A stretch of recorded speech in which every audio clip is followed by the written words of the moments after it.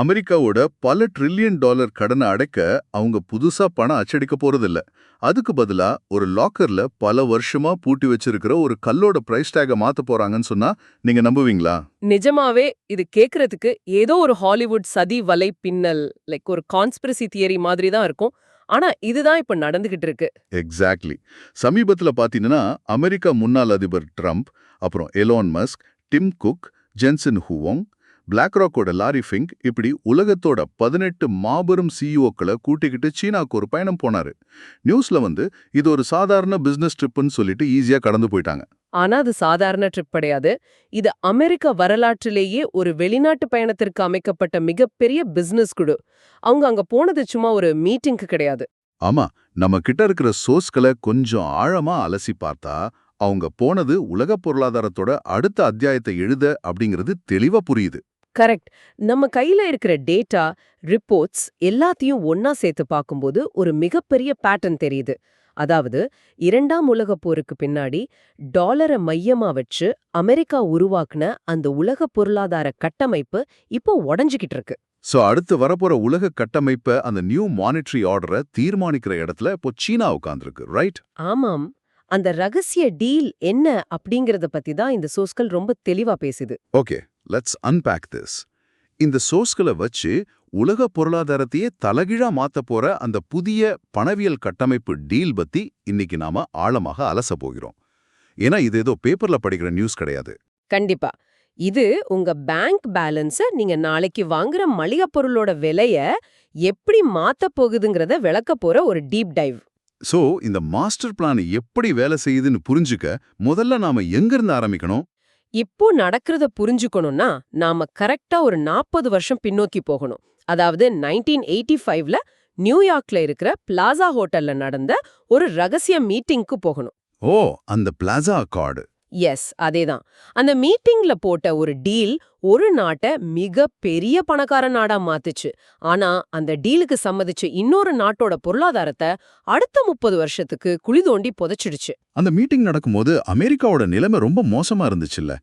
அவங்களுக்கு மிகப்பெரிய ஒரு ட்ரேட் டெபிசிட் இருந்துச்சு. ஆமா, ஏற்றுமதியை விட இறக்குமதி ரொம்ப அதிகமா இருந்துச்சு. கிட்டத்தட்ட இன்னைக்கு இருக்கிற அதே சூழ்நிலை தான். ஆனா டாலர் மதிப்பு ரொம்ப ஸ்ட்ராங்கா இருந்ததால உலக மார்க்கெட்ல அமெரிக்க பொருட்களோட விலை ரொம்ப அதிகமா இருந்துச்சு. அதனால அவங்களால மத்த நாடுகளோட போட்டியிட முடியல. இதுக்கு அவங்க என்ன தீர்வு கண்டுபிடிச்சாங்க? அமெரிக்கா, பிரான்ஸ், மேற்கு ஜெர்மனி, ஜப்பான், அப்புறம் யூகே இவங்க எல்லாரும் ஒன்னா உட்காந்து அமெரிக்க டாலரோட மதிப்பை வேணும்னே மார்க்கெட்ல குறைக்கிறதுன்னு முடிவு பண்ணாங்க. வேணும்னே குறைச்சாங்களா? ஆமா, குறிப்பா ஜப்பானிய கரன்சியான யென்னுக்கு எதிரா டாலரை பலவீனப்படுத்தினாங்க. இதோட மெக்கானிசம் ரொம்ப சிம்பிள்.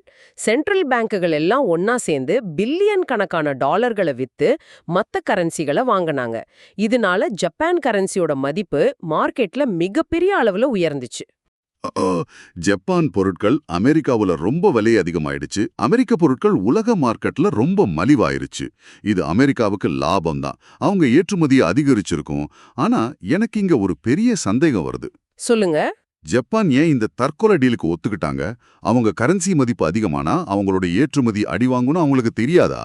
அவங்களுக்கு தெரியும். ஆனா ஜப்பான் கரன்சி மதிப்பு அதிகமானதால அவங்க கையில அந்த பர்ச்சேசிங் பவர், அதாவது வாங்கும் திறன் ரொம்ப அதிகமாயிடுச்சு. அத வச்சு அவங்க அமெரிக்காவுல நிறைய முதலீடு பண்ண ஆரம்பிச்சாங்க.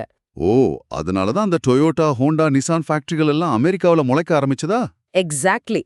இது இந்த டைம்ல தான் நடந்துச்சு. ஆனா நீங்க கேட்ட அந்த தற்கொலை பாயிண்ட் இங்க தான் ஆரம்பிக்குது. கரன்சி மதிப்பு அதிகமானதால ஜப்பானோட உள்ளூர் ஏற்றுமதி பொருளாதாரம் அப்படியே முடங்கிடுச்சு. இத சரி பண்றதுக்காக ஜப்பான் அரசாங்கம் என்ன பண்ணாங்க தெரியுமா? ஐ திங்க் மார்க்கெட்ல பணப்புழக்கத்தை அதிகப்படுத்தியிருப்பாங்க. வட்டி விகிதத்தை குறைச்சி மலிவான பணத்தை உள்ள கொண்டு வந்திருப்பாங்க. சரியா? 100க்கு 100% உண்மை. அவங்க வட்டி விகிதத்தை அதிரடியா குறைச்சாங்க. பேங்க்ஸ் எல்லாம் யாருக்கு வேணாலும் எதுக்கு வேணாலும் லோன் கொடுக்க ஆரம்பிச்சாங்க. அந்த பணம் நேரா ரியல் எஸ்டேட், பங்குச்சந்தைன்னு எல்லாத்துலயும் பாஞ்சுச்சு. ஒரு பெரிய அசெட் பபிள் உருவாகி இருக்கும். ஆமா, நீங்க நம்புவீங்களான்னு தெரியல. அந்த காலகட்டத்துல டோக்கியோல இருக்கிற ஒரு சின்ன அரண்மனை வளாகத்தோட நிலமதிப்பு மொத்த கலிபோர்னியா மாநிலத்தோட நிலமதிப்பை விட அதிகமா இருந்துச்சு. வாட்? நிஜமாவா? ஆமாங்க. இது நவீன வரலாற்றிலேயே மிகப்பெரிய அசெட் பபிள். அந்த பபிள் 1989ல வெடிச்சப்போ ஜப்பான் அதிலிருந்து மீண்டு வர 30 வருஷம் ஆச்சு. இத லாஸ்ட் டிகேட்ஸ் அப்படின்னு வரலாறு சொல்லுது. இத கேட்கும்போது ஒரு விஷயம் புரியுது. ஒரு வீட்டின் ஒழுகும் பைப்பை சரி செய்ய மொத்த வீட்டிற்குமே வெள்ளம் வரவழைத்த மாதிரி ஒரு வேலையை ஜப்பான் செஞ்சிருக்கு. அமெரிக்காவோட பேலன்ஸ் ஷீட்டை சரி பண்ண ஜப்பான் தன்னோட பொருளாதாரத்தையே பலி கொடுத்துடுச்சு. கரெக்டான அனாலஜி. இப்போ என் கேள்வி என்னன்னா, இப்படி ஜப்பானை அழிஞ்சதை நேர்ல பார்த்த சீனா எப்படி அதே தப்ப மறுபடியும் செய்யும்? அவங்க டாலருக்கு நிகரா அவங்க கரன்சியான யுவான் மதிப்பை ஏத்த சம்மதிக்க மாட்டாங்களே. இது ரொம்ப முக்கியமான கேள்வி. சீனா கண்டிப்பா அந்த வலையில விழாது. சீனாக்கு ஜப்பான் செஞ்ச தப்பு நல்லாவே தெரியும். அதனால தான் அக்டோபர் 2025ல ஸ்காட் பெசன்ட் கிட்ட சீனா ஒரு மாற்று ப்ரொபோசலை கொடுத்தாங்க. ஓ, அந்த ப்ரொபோசல் என்ன சொல்லுது? நாங்க ஜப்பான் மாதிரி எங்க கரன்சி மதிப்பை ஏத்திக்க மாட்டோம். எங்க ஏற்றுமதியை நாங்க காலி பண்ணிக்க மாட்டோம்.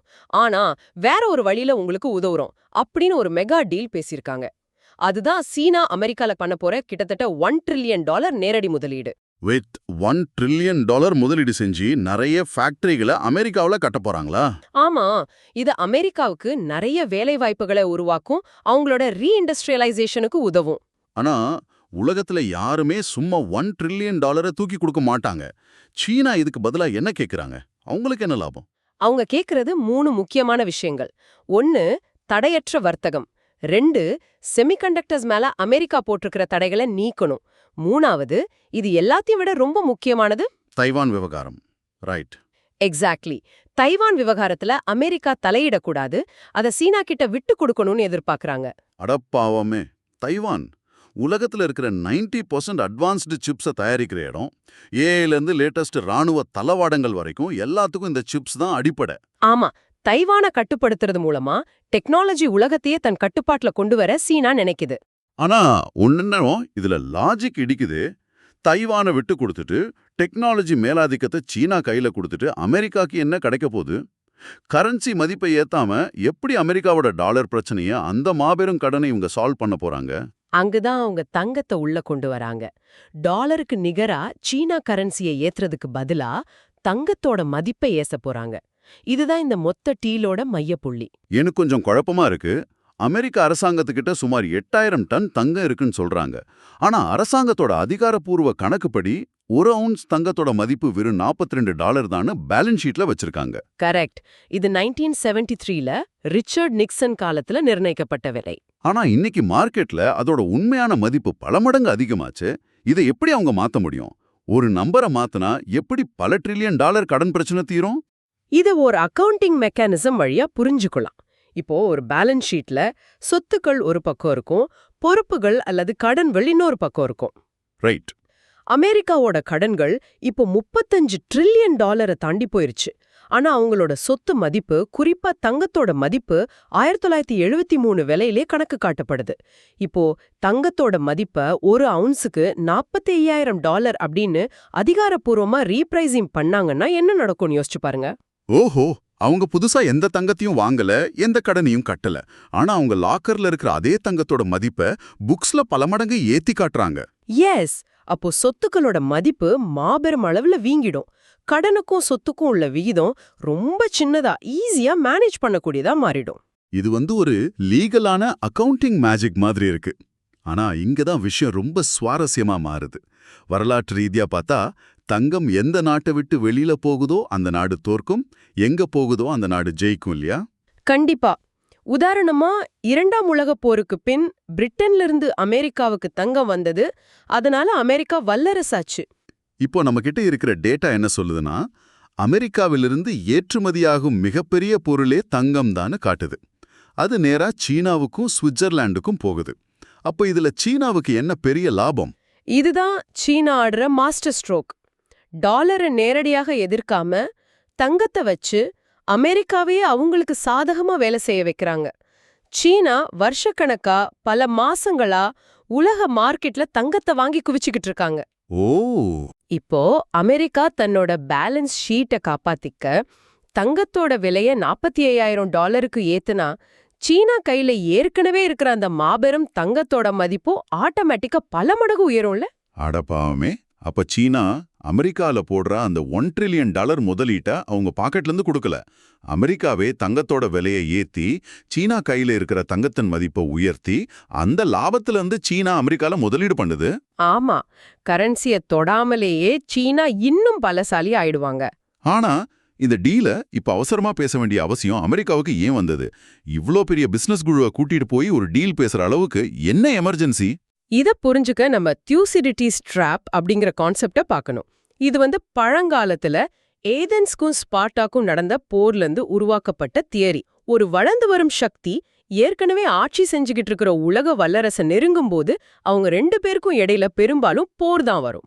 லைக் இப்போ சீனாக்கும் அமெரிக்காவுக்கும் வர மாதிரி. கரெக்ட்.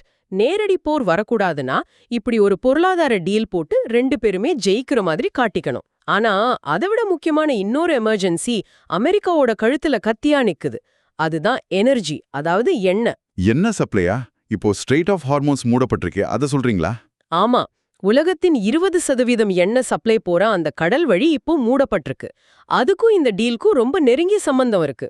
என்ன சம்பந்தம்? ஸ்ட்ரெயிட் ஆஃப் ஹார்மூஸ் வழியா எண்ணெய் வராததால பிசிக்கல் ஆயில் சப்ளை உலகத்துல ரொம்ப குறைஞ்சிருச்சு. இத சமாளிக்க உலக நாடுகள் எல்லாமே அவங்களோட எமர்ஜென்சி ரிசர்வ்ல இருந்து எண்ணெய் எடுத்து பயன்படுத்திட்டு இருக்காங்க. நம்ம சோர்ஸ் டேட்டா என்ன சொல்லுதுன்னா, ஜூலை 4க்குள்ள அமெரிக்காவோட ஸ்ட்ராட்டஜிக் பெட்ரோலியம் ரிசர்வ் அபாய கட்டத்தை எட்டிடும். ஜூலை 4க்குள்ளவா? ஆமா, அண்ட் செப்டம்பருக்குள் நிலைமை முற்றிலுமா கைமீறி போகும். ஒரு மாபெரும் எனர்ஜி கிரைசிஸ் வரப்போகுது. இருங்க, நம்ம நியூஸ்ல பாக்குறப்போ எல்லாமே நார்மலா இருக்கிற மாதிரி சீக்கிரமே எல்லாம் சரியாயிடும் தானே காட்டுறாங்க. குறிப்பா ஈரானுக்கு அணு ஆயுதம் கிடைக்க கூடாதுன்னு ட்ரம்ப்பும் சீனா அதிபர் ஜியும் கூட்ட அறிக்கையெல்லாம் விட்டாங்களே, அந்த அறிக்கைக்கும் இந்த ஆயில் பிரச்சனைக்கும் என்ன கனெக்ஷன்? அந்த அறிக்கை தான் இந்த மொத்த நாடகத்தோட உச்சக்கட்டம். உண்மையில சீனாவுக்கும் ரஷ்யாவுக்கும் ஈரானை அடக்கி வைக்க எந்த அவசியமும் இல்ல. சொல்லப்போனா அவங்க ஈரானை ஒரு ப்ராக்சியா பயன்படுத்துறாங்க. அதாவது தங்களுக்கு பதிலா அமெரிக்காவை எதிர்க்க ஒரு பகடக்காயா ஈரானை முன்னிறுத்துறாங்க. எக்ஸாக்ட்லி. அணு ஆயுத போரெல்லாம் அவங்க நோக்கமே கிடையாது. இந்த ஸ்ட்ரெயிட் ஆஃப் ஹார்மோஸை மூடி வைத்து எண்ணெய் விநியோகத்தை நிறுத்துவதே அவங்களோட உண்மையான ஆயுதம். அப்போ ஈரானுக்கு அணு ஆயுதம் கிடைக்காம உலகத்தை காப்பாத்துற ஹீரோஸ் மாதிரி சீனா வெளியே காட்டிக்கிறாங்க. ஆனா பின்னாடியில எண்ணெய் சப்ளை வச்சு அமெரிக்காவோட கழுத்தை நெரிக்கிறாங்க. பிசிக்கலா ஆயில் வரலனா அமெரிக்காவோட சப்ளை செயின் உடையும். லாரி ஓடாது, ஃபேக்டரி ஓடாது. ஆனா மார்க்கெட்ல எண்ணெயோட விலை பெருசா ஏறின மாதிரி தெரியலையே, அது எப்படி சாத்தியம்? அதான் இங்க இருக்கிற மிகப்பெரிய பித்தலாட்டம். பேப்பர் மார்க்கெட்ல எண்ணெயோட விலைய செயற்கையா குறைச்சு வச்சிருக்காங்க. பிசிக்கலா எண்ணெய் வராதப்போ விலை ஏறணும். ஆனா பேப்பர்ல மார்க்கெட்டை மேனிபுலேட் பண்ணி விலையை ஏத்தாம வச்சிருக்காங்க. ஓ, மார்க்கெட் மேனிபுலேஷன். ஆமா, இந்த உண்மையான நிலவரத்தை மூடி மறைக்க நடந்த இந்த விஷயங்கள இப்ப டிஓஜே $2.6 பில்லியன் மதிப்பிலான சந்தேகத்திற்குரிய ஆயில் ட்ரேடிங்க விசாரிச்சுக்கிட்டு இருக்காங்க. அடப்பாமே. இதனாலதான் இந்த ஹார்மோஸ் ஜலசந்திய சைனா மூலமா ஈரானை விட்டு திறக்க வைக்கணும்னா அமெரிக்கா அந்த புதிய பணவியல் கட்டமைப்பு டீலுக்கு ஓகே சொல்லிதான் ஆகணும். இது அமெரிக்காவுக்கு வைக்கப்பட்ட ஒரு checkmate. So, what does this all mean? உலக அரசியல், $1 trillion முதலீடு, தங்கம் விலை மாற்றம், எண்ணெய் சப்ளை, இதெல்லாம் கேட்கறதுக்கு ஏவோ ஹாலிவுட் த்ரில்லர் மாதிரி இருக்கு. ஆனா சாதாரண மக்களா இதை கேட்டுட்டு இருக்கிற நம்ம நேயர்களை இது எப்படி பாதிக்கும்? அமெரிக்காவோட பேலன்ஸ் ஷீட்டை காப்பாத்துறதுக்கும் நம்ம ஊர்ல ஒரு மடுத்தர குடும்பத்தோட பட்ஜெட்டுக்கும் என்ன சம்பந்தம்? ரொம்ப முக்கியமான ஒரு மெக்கானிசத்தை புரிஞ்சுக்கணும். இந்த டீல் நடந்தாலும் சரி அல்லது நடக்காம மார்க்கெட் கிராஷ் ஆனாலும் சரி, ரெண்டுல எப்படி பார்த்தாலும் மக்களுக்கு வரப்போற விளைவு ஒண்ணுதான். அது என்ன? அது மேசிவ் இன்ஃப்ளேஷன், அதாவது மிகப்பெரிய பணவீக்கம். இந்த பணவீக்கம் ஏதோ தற்செயலா வரப்போற இயற்கை சீற்றம் கிடையாது. பல $1 trillion கடன்களை அடைக்க அரசாங்கங்கள் ரொம்ப திட்டமிட்டு பயன்படுத்தும் ஒரு ஆயுதம் தான் இந்த பணவீக்கம். இத கொஞ்சம் தெளிவா சொல்லுங்க. பணவீக்கம் மூலமா அரசாங்கம் எப்படி தன்னோட கடனை அடைக்கும்? ரொம்ப சிம்பிள்.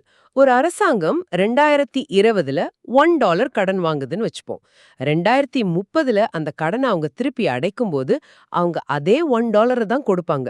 ஆனா பணவீக்கத்தால அந்த $1 வாங்கும் திறன் பாதியா குறைஞ்சிருக்கும். அதாவது மறைமுகமா அரசாங்கம் தன்னோட கடனோட மதிப்பை குறைச்சிடுச்சு. ஆனா இதோட மறுபக்கம் என்னன்னா, டாலரோட மதிப்பு குறையும் போது பொருட்களோட விலை ஏறும். ஆமா, அரசாங்கத்தோட கடன் சுமை குறையும். ஆனா சாதாரண மக்கள் வாங்குற முட்டை, பெட்ரோல், வீட்டு வாடகைன்னு எல்லாத்தோட விலையும் பல மடங்கு ஏறும். இது பொருளாதாரம் முழுக்க ஒரு பிரிவினையை உருவாக்கும். இதுதான் பொருளாதார நிபுணர்கள் கே ஷேப்ட் எக்கனாமி அப்படின்னு சொல்றாங்க. பணவீக்கம் வரும்போது ஒரு சாரார் மிகப்பெரிய லாபத்தை அடைவாங்க, இன்னொரு சாரார் அதல பாதாளத்துக்கு போவாங்க. இதை ஒரு உதாரணம் மூலமா சொல்லணும்னா, ஒரு வாடகை வீட்டில் இருக்கிறவங்களையும் அந்த வீட்டின் ஓனரையும் வச்சு பார்ப்போம். சொல்லுங்க. இந்த கேயோட மேல்கோட்ல அந்த வீட்டு ஓனர் இருக்காரு. பணவீக்கம் வந்ததும் அவரோட ரியல் எஸ்டேட் மதிப்பு ரெட்டிப்பாகிடும். அவர் தங்கம், பங்குகள் வச்சிருந்தா அதோட மதிப்பும் ஏறிடும். அவர் இன்னும் பணக்காரர் ஆவாரு. ஆனா கேயோட கீழ்கோட்ல இருக்கிற அந்த வாடகைதாரர் நிலைமை ரொம்ப மோசம். அவர் மாசம் மாசம் வாடகை கொடுக்கணும். ஆனா சம்பளம் அதே இடத்துல தான் நிற்கும். பேங்க்ல அவர் சேர்த்து வச்சிருக்கிற சின்ன சேமிப்போட மதிப்பும் பணவீக்கத்தால கரைஞ்சிடும். ரொம்ப சரியான உதாரணம். அந்த கீழ்த்தட்டுல இருக்கிற சாதாரண மக்களை பணவீக்கம் மட்டும் தாக்க போறதில்ல. இப்போ இன்னொரு பெரிய சுனாமியும் இதோட சேர்ந்து வரப்போகுது. அதுதான் ஏஐ. ஏஐயா? உலக பொருளாதாரத்துக்கும் ஏஐக்கும் இங்க என்ன சம்பந்தம்? ஏஐ ஒரு டீஃப்ளேஷனரி ஃபோர்ஸா வேலை செய்யுது. அதாவது இது கம்பெனிகளோட செலவுகளை குறைக்கும், ஆனா அதே சமயம் வேலைகளையும் குறைக்கும். ஓ ஆமா. கஸ்டமர் சர்வீஸ், டேட்டா என்ட்ரி, பேசிக் கோடிங்னு இந்த கேயோட கீழ்த்தட்டுல இருக்கிறவங்க நம்பி இருக்கிற பல வேலைகளை ஏஐ ரொம்ப வேகமா ரீப்ளேஸ் பண்ணிக்கிட்டு இருக்கு. ஒரு பக்கம் பொருட்களின் விலை ஏறுது, இன்னொரு பக்கம் வேலை போகுது. இப்படி நடக்கும்போது மக்கள் என்ன பண்ணுவாங்க? மாபெரும் கோபம் வரும். சாப்பாட்டுக்கே வழி இல்ல, வேலையும் இல்லைன்னா மக்கள் வீதிக்கு வந்து போராட ஆரம்பிப்பாங்க. வரலாறு பூரா இதுதானே நடந்திருக்கு. அப்போ இந்த போராட்டங்களை, கலவரங்களை அரசாங்கங்கள் எப்படி சமாளிக்க போறாங்க? இதை பார்த்தா மக்கள் கையில இருக்கிற பணத்தை அரசாங்கம் ரிமோட் கண்ட்ரோல் மூலமா ஆபரேட் பண்ண முடியும்னு தோணுது. இது எப்படி கலவரத்தை கட்டுப்படுத்தும்? கரெக்டா புடிச்சிட்டீங்க. புரோகிராமபிள் மணிங்கிறது ஒரு குறிப்பிட்ட காலக்கெடுவோட வரலாம். அதாவது ஒரு எக்ஸ்பிரேஷன் டேட். இந்த மாசத்துக்குள்ள இந்த பணத்தை நீங்க செலவு செஞ்சாகணும், இல்லனா அது அழிஞ்சிடும்னு செட் பண்ணலாம். Wow, that's scary. ஆமா. அல்லது நீங்க மாசத்துக்கு இத்தனை லிட்டர் பெட்ரோல் தான் போட முடியும், இவ்ளோ அரிசி தான் வாங்க முடியும்னு அந்த பணத்திலேயே கோட் பண்ணிடலாம். பணவீக்கம் அதிகமா இருக்கும்போது மக்கள் பேங்க்ல இருந்து பணத்தை மொத்தமா எடுக்க நினைப்பாங்க. பேங்க் ரன் நடக்கும். ஆனா டிஜிட்டல் கரன்சியா இருந்தா அவங்களால அதை மாத்த முடியாது. எஸ். மக்கள் என்ன செலவு பண்றாங்க, எப்ப பண்றாங்கங்கறத அவங்க முழுசா கண்ட்ரோல் பண்றதுக்கான ஒரு வலை தான் இது. இது கேக்குறதுக்கே ரொம்ப பயமா இருக்கு. ஒரு பக்கம் ஜியோ பாலிட்டிக்ஸ்ல அமெரிக்கா சீனா டீல் நடக்குது, இன்னொரு பக்கம் தங்கம் விலை ஏறுது. ஆனா கீழே இருக்கிற சாதாரண மக்கள் பணவீக்கத்தாலையும் ஏஐயாலையும் இந்த டிஜிட்டல் கண்ட்ரோல் கிரிட் மூலமாவும் நசுக்கப்படுறாங்க. அப்போ இதிலிருந்து தப்பிக்க வழியே இல்லையா? தப்பிக்கணும்னா கேம் எப்படி விளையாடப்படுதுன்னு புரிஞ்சுக்கணும். சிஸ்டம் கடனை அழிக்க பணவீக்கத்தை உருவாக்குதுன்னா பணத்தை அப்படியே கேஷா வச்சிருக்கிறது மிகப்பெரிய ஆபத்து. அப்புறம் என்னதான் பண்றது? அரசாங்கத்தால ஈஸியா அச்சடிக்க முடியாத, மார்க்கெட்ல பற்றாக்குறையா இருக்கிற, அதே சமயம் பயன்பாடும் இருக்கிற சொத்துக்கள்ல முதலீடு செய்வதுதான் இதிலிருந்து தப்பிக்க ஒரே வழி. அது தங்கமா இருக்கலாம், நிலமா இருக்கலாம், அல்லது வேற ரியல் அசெட்ஸா இருக்கலாம். குறிப்பா சொல்லணும்னா இது நாங்க கொடுக்கிற முதலீட்டு ஆலோசனை கிடையாது. கண்டிப்பா இல்ல. மார்க்கெட்ல என்ன நடக்குது, அதுக்கு பின்னாடி இருக்கிற மெக்கானிசம் என்னன்னு மட்டும்தான் நம்ம சொல்றோம். அப்போ சுருக்கமா சொல்லணும்னா அமெரிக்காவுக்கும் சீனாவுக்கும் இடையில நடக்கிறது வெறும் பிசினஸ் டீல் இல்ல. தைவானை கொடுத்துட்டு தங்கத்தை வச்சு கடனை அடைக்கிற ஒரு மாஸ்டர் பிளான். இதுல அமெரிக்கா டாலரோட வாங்கும் திறன் எதிர்காலத்துல குறைய போகிறது. ஆமா. இந்த புதிய உலக பொருளாதார மாற்றம் அரசாங்கத்தால காத்திலிருந்து உருவாக்க முடியாத சொத்துக்களை வைத்திருப்பவர்கள் மட்டுமே பாதுகாக்கும். அதான் நிதர்சனம். கரன்சிகள் பலவீனமாகும், ஆனா உண்மையான சொத்துக்கள் மட்டுமே இந்த புயலை தாங்கி நிற்கும். இந்த டீப் டைவை முடிக்கும்போது இதை கேட்டுட்டு இருக்கிற நீங்க யோசிக்கிறதுக்காக ஒரு விஷயத்தை வைக்கிறேன். அரசுகளின் பல $1 trillion கடன்களை அடைக்க பணவீக்கம் தான் அவங்களுக்கு இருக்கிற ஒரே வழி அப்படின்னா, அதனால அவங்க நம்ம பணத்தோட மதிப்பை குறைச்சிக்கிட்டே இருப்பாங்க. அப்படின்னா எதிர்காலத்துல உண்மையான செல்வம் என்பது அரசாங்கத்தால் சுலபமாக அச்சடிக்க முடியாத விஷயங்கள்ல மட்டும்தான் இருக்க போகுதா? இதை பத்தி நீங்க என்ன நினைக்கிறீங்கன்னு கொஞ்சம் ஆழமா யோசிச்சு பாருங்க.